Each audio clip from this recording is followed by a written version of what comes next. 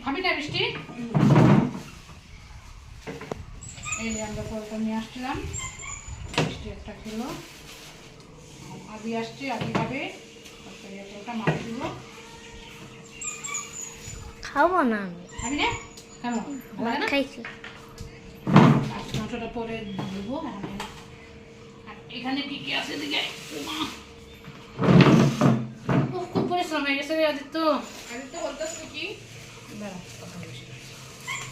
এই যে পাট শাক আজকে প্রথম এনেছি, ডাঁটা, ধনে পাতা,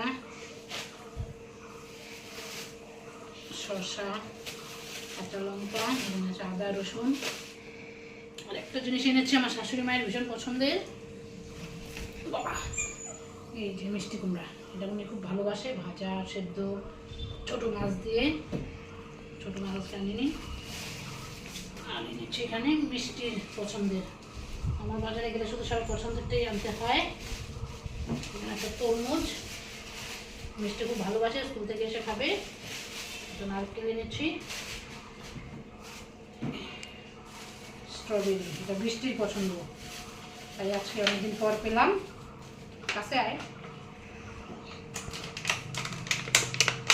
এই যে স্ট্রবেরি, এটা বৃষ্টি খাবে, স্কুল থেকে এসে মিষ্টি তরমুজ খাবে।